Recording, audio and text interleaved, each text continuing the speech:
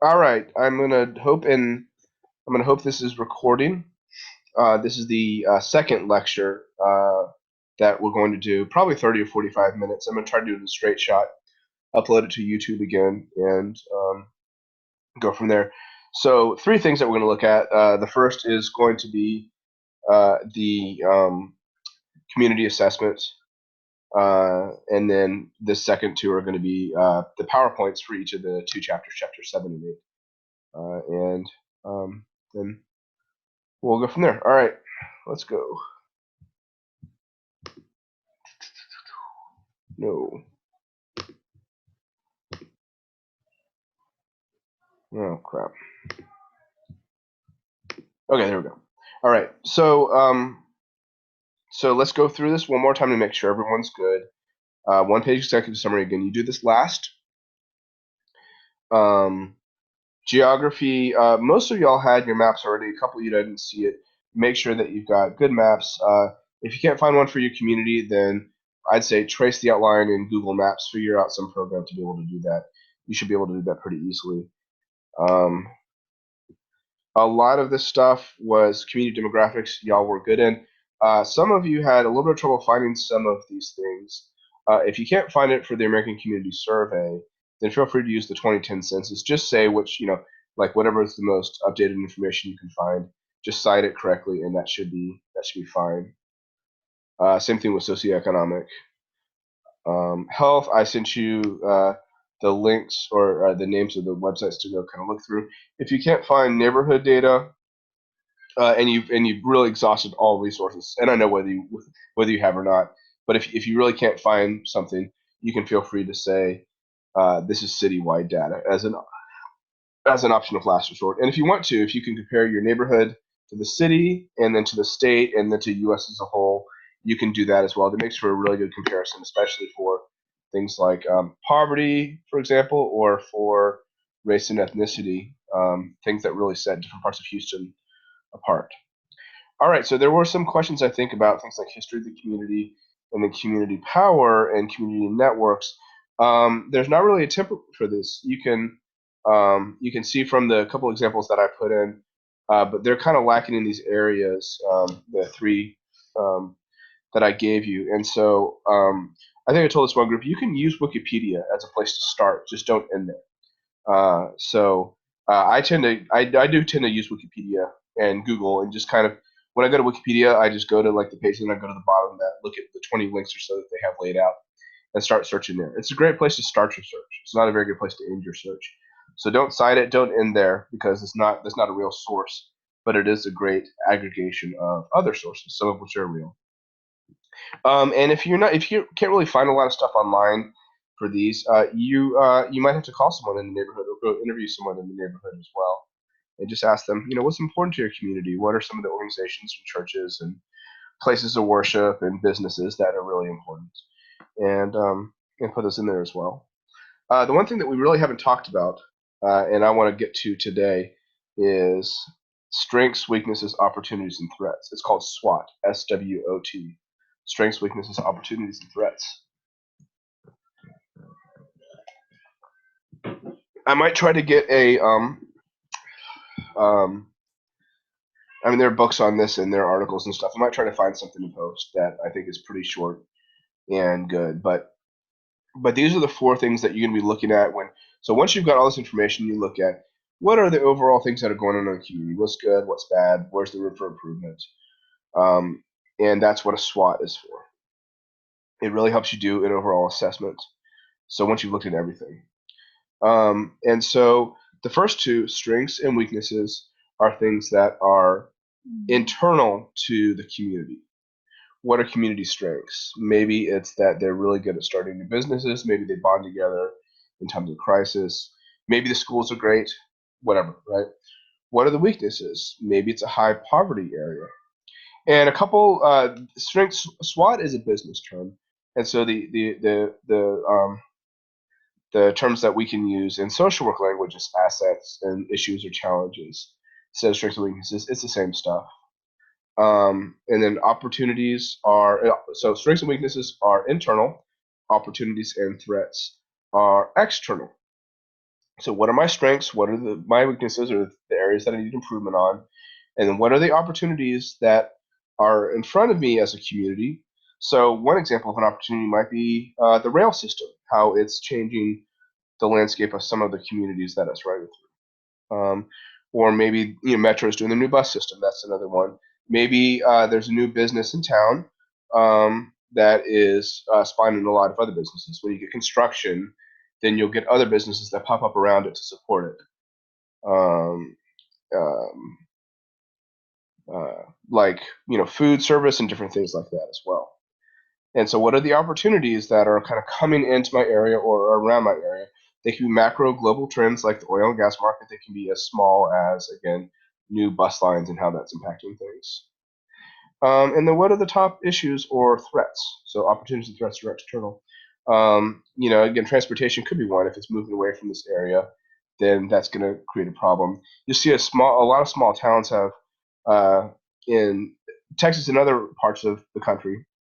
We're really reliant on one employer, and usually it's for some sort of manufacturing.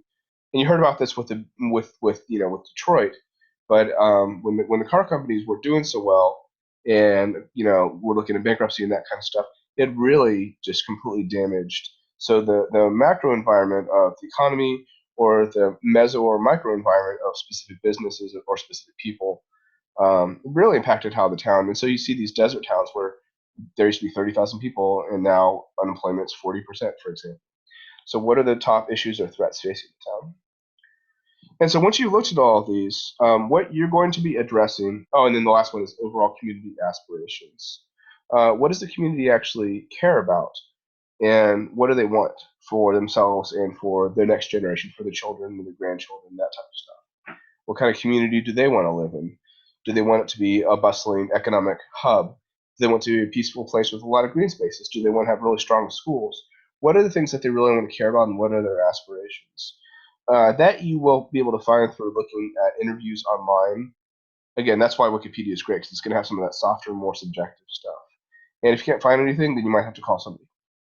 And I'll leave it to your discretion to find someone who you think is A, available in a short period of time, and B, can represent the community to some degree. I mean, maybe no one can fully, but at least someone who's not completely, off the beaten path in terms of what you think the community might think.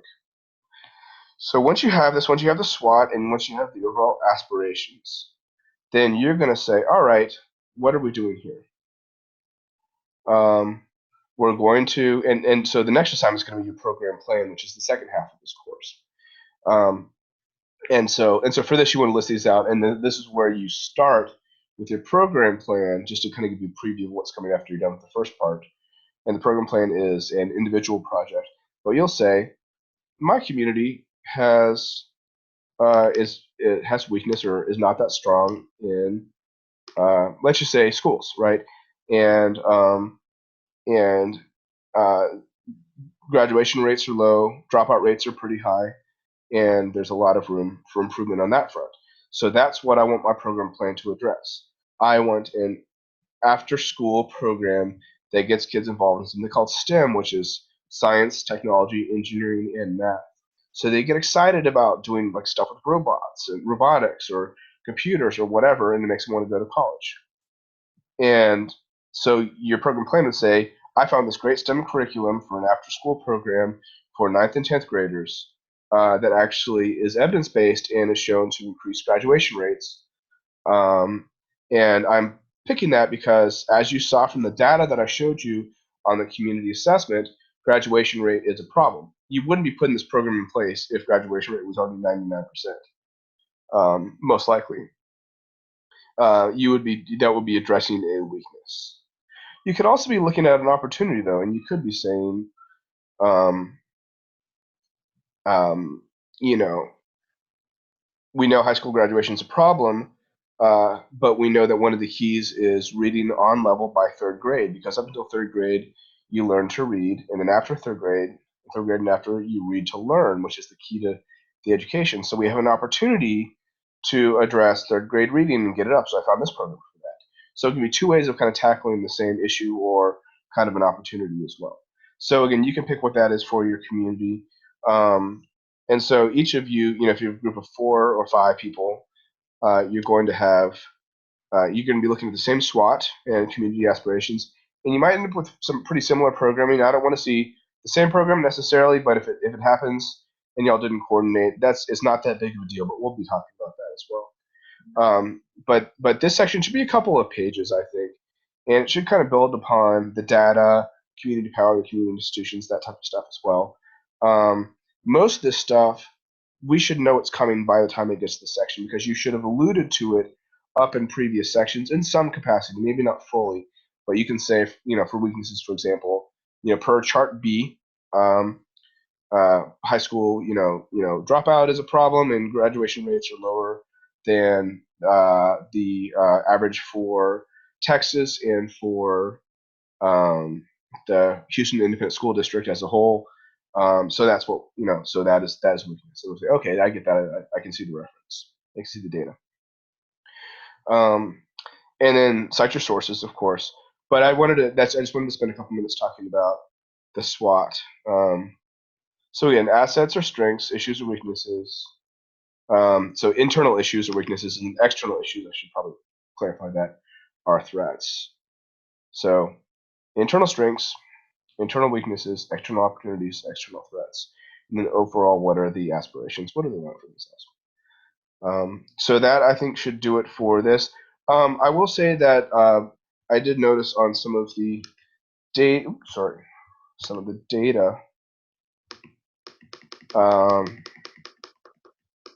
you were copying and pasting graphs from other places and charts.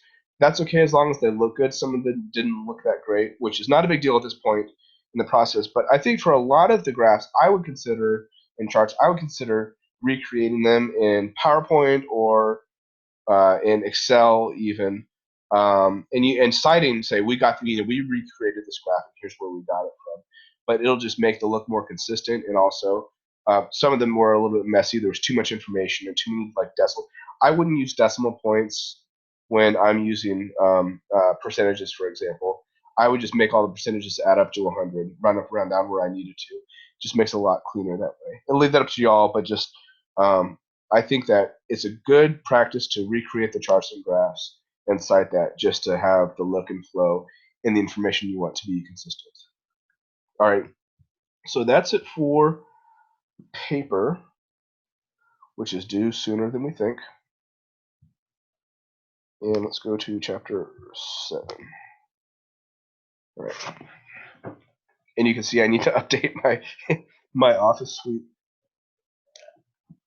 PowerPoint. All right. So what we did is last week we covered chapters 1 and 2. And this week we are doing chapter 7 and chapter 8. Let me go back to full screen for a second, just make sure I'm recording real quick.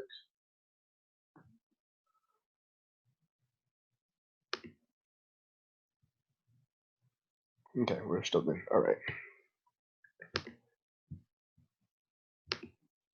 Great. So the reason we did this is because this really gets into neighborhood and communities. And since you were doing the community assessment, I didn't want you to have these chapters after you were done with your community assessment. It doesn't make a lot of sense. All right. So a couple of different perspectives for understanding communities. I'm not going to read this, but one type is a spatial community or a geographic community. That's what we focused on for this, right? That is the physical space. You can draw a line around it. You get members in a shared sense of identity. We're part of the Third Ward, or we're part of East End, or Sunnyside, or Pearland, or wherever, and aligned with a traditional definition. But like I said earlier in the semester, I said this I think probably throughout. There are different types of communities. There are social or virtual communities where people share common interests.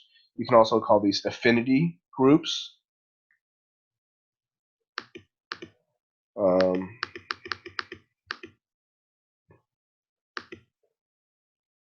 You can have political communities. That can be everything from a political party to a specific group in a spatial community that is community organizing.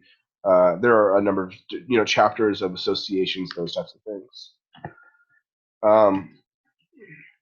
So defining community and neighborhood, several functions of the community, socialization, obviously.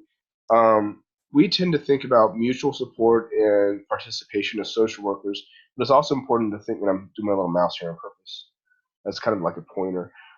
We think about from the economic perspective, goods and services, producing them, distributing them, and as residents consuming them, and that's the economic activity that goes on. It's always a good idea.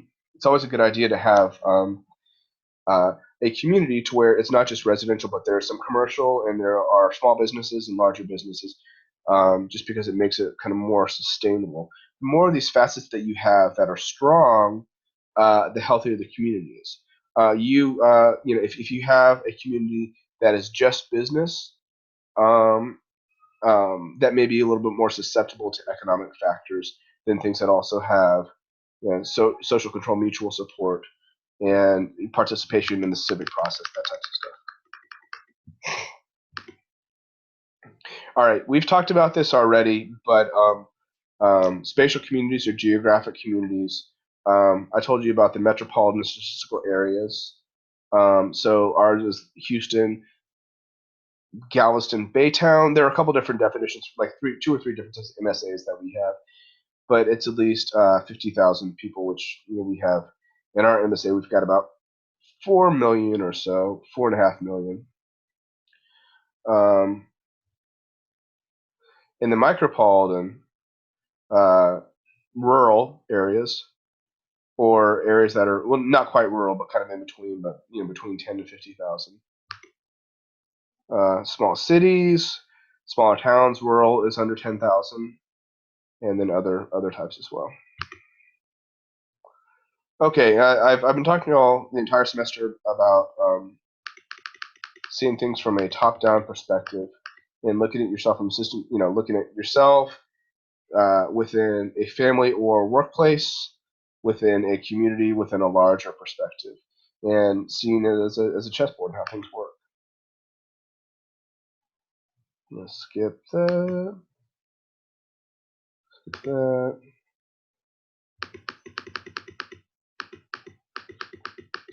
We'll say something about community resources. There are a couple different types.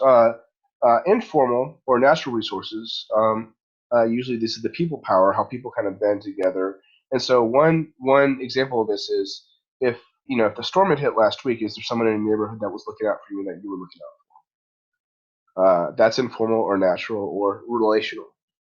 And other types of formal resources, and these are local government, or again kind of businesses or homeowners associations, those types of things, and then larger societal resource systems. So we talk a lot about, and then even community power, some of it is formal and some of it is informal. Hold on one second. Out. Can you shut the door, please? Thank you. Sorry, y'all. We were almost interrupted by the 2-year-old. Demographic development. These are terms that y'all already know. Urbanization, urban, suburban.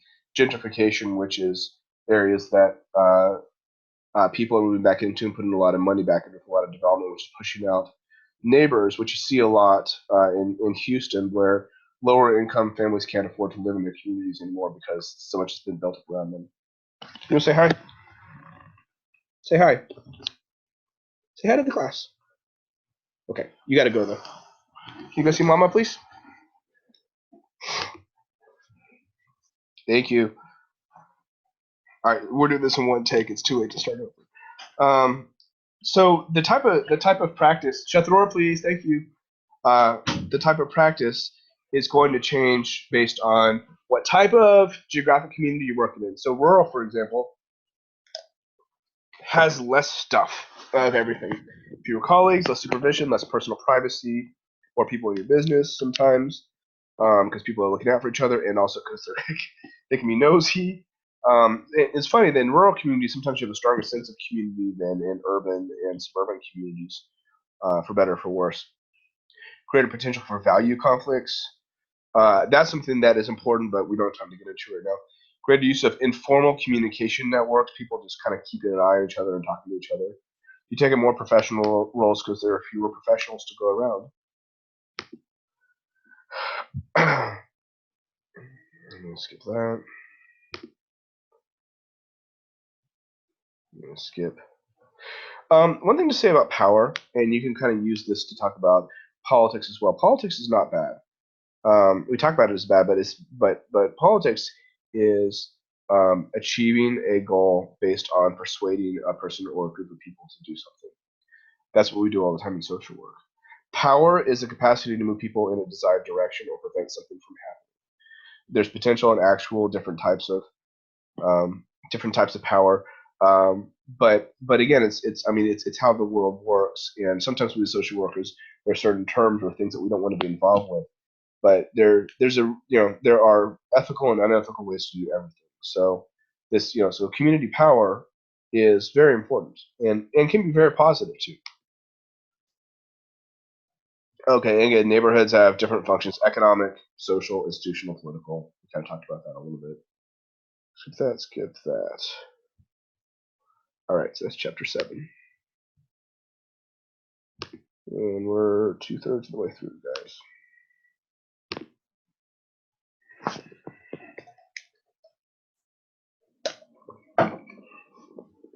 Chapter 8, macro practice in communities.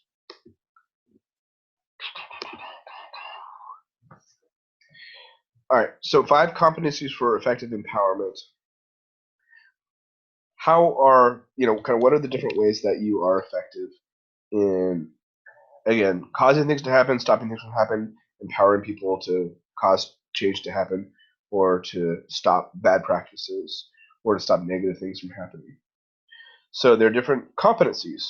Informational competency. The thing that you're doing right now is heavily data driven, and that is purposeful. It's when you go to an elected official and you say, I'm here to talk about the second ward. And they're going to say, well, what do you know about the second ward? And you're going to say, I know a shit ton about the second ward. Check out this awesome report that I've got. Then you got competency, which leads to power via expertise, because you have accurate, up-to-date, and kind of interesting and relevant information about that community. That's a little different than intellectual competency. They may say, again, what do you know about the second ward? And you can talk about the history of that community and how certain parts of the community have been disenfranchised, and kind of what different cycles of poverty have done, and those types of things as well. Then there's intrapersonal competency, which is person to person, one to one. People who are really, really good about sitting down with someone else and kind of working through their issues and getting to a resolution, and are really good at sometimes it's going to be politicking, and again, it's not a bad thing. Or interpersonal with a larger group of people. And then the last part is interventional, which is the program plan that you're going to be doing. The program plan is an intervention, a positive intervention to act as a catalyst for change, to change something in the community. But this is something that my career has largely been about, is creating interventions or programs to help change or improve the lives of the clients that we serve, based on knowledge that we have about the clients and what they're facing in the systems, based on what we know about the theories of change and what the clients have gone through, and then based on working with one-on-one with potential clients and also funders to figure things out. What do they want? What are they willing to do? Working in groups to say what is going to work for this community or this affinity group of people, and then figuring out, also the business end of how much is this going to cost, how many staff, how are we going to raise funds for that type of stuff as well. So that's 5 competencies. So the community is several different things. It's the context in which we practice, it's the target of our change in macro, and it's the mechanism for change. Again, we're helping. The idea is to get kids involved in STEM, to use the example from earlier, local high school kids in a community. We're not going to graduate for them. We're going to help them get excited about going on to college and graduating by implementing a program that really ties into doing some cool stuff with robotics or whatever else. So the community is the target for the change. It's also the mechanism for the change.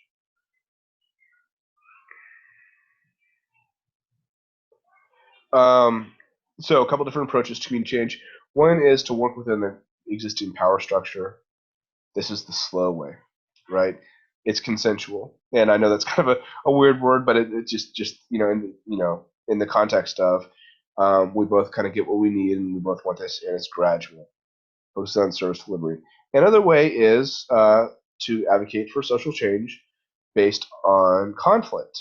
A lot of the civil rights movement was based on it. It wasn't consensual and gradual. It was in your face. It was sit-ins. It was marches. It was lawsuits. It was all sorts of different things like that to challenge the structure. Another approach to change is neighborhood maintenance, is to improve the neighborhood, have the neighborhood improve itself slowly over time. This is really for when something's actually working pretty well already, and it's just a matter of change to keep up with times or improvement. A lot of what we talk about is either working gradually within the structure or fighting the power. All right, so we got, I think it's 7 steps right here. The first is identify the problem to address. And again, it might be a problem for the community. It also might be an opportunity for the community, which this chapter does not talk about, but we will throughout the class. Is sometimes something's working pretty well, and we say, if this is working well, we can leverage that to do so much better. So this is about it's the same process, but this is about identifying problems to address. What are you reading? Who are you talking to in the community? And are you talking to clients directly? And that's important because sometimes you'll get 3 different answers here, or 8 different answers. Describe the problems, and this gets a little bit more into the program planning aspect, but it still is going to be helpful for your SWAT. Describe the problem clearly, research it, and again, community capacity building, having clearly articulated goals. You want participation from the community, and again, encourage building on existing assets and strengths. So that's important too. So it does mention that a little bit in this chapter. Okay. Programs, capacity building should be tailored to the specific neighborhood. We found this great program that worked really, really well in 2 communities in Connecticut. We tried them down here, didn't work so well until we started making some changes. Why is that? Residents of Connecticut are usually a little bit more white, a little bit more affluent. It's a smaller community, smaller geography. People have lived there longer, not as multicultural. So it was a pretty homogenous group of folks they were working with. It was a heavily Caucasian and African American population. You do it here in Houston, you got to do it in 5 languages. In Connecticut, you only do it in 1 language, for example.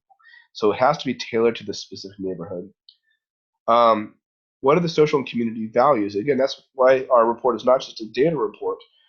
It's also talking about what's important to the community. What strengthens existing community institutions? Again, what's working well? How do we build on that? We've got great middle schools. How do we translate that into high school graduation? Reinforcing social networks and linkages among people. That's really important too. Is social. One of the things that I found in my career is if we look at what makes someone successful as a client, a lot of it has less to do with their capabilities or their level of education or whatever, and more about 2 things. One is self-efficacy, belief in self, belief in the ability to change and to do better. And the second is their social network. Who's on their team is what we used to call. We actually have a little form. We would talk to clients when they come in the door, and we'd say, who's on your team? Let's write it down, 1, 2, 3. Who needs to be on your team? Who you need to get off your team? So having positive, strong support, social networks, who's going to check up on you in case of disaster, who's going to watch your kids while you go back to school, whatever the case may be. It's very, very important stuff, obviously. All right, so that's step 1. Step 2, assess your macro and personal reality. The SWOT that we talked about from a community perspective, but this also applies to personally. You can apply it to yourself. You can apply it to your organization. A SWOT can really be done. That's why I like it. It's basic, and you can do it kind of at every level. You can make a little matrix, a box for each of these 4, and then put the stuff in there. You can also do community asset mapping, which we're not going to. I think let's hold off on and maybe get into next week in the community. I've got some cool examples that I might try to show you all. So anyways, let's not go there. We'll do it next time. So someone you remind me. because we could get off on a tangent for a while on that. Okay, well, we'll talk about this just a tiny bit, but if you looked at, and the community asset maps that I've seen have like 150 things on them, so it's a whole lot of stuff. Looks like a big spider web. This is pretty good too. So what are, who are the people, what are their gifts, what are the membership organizations, what are the community institutions? You can do this like this.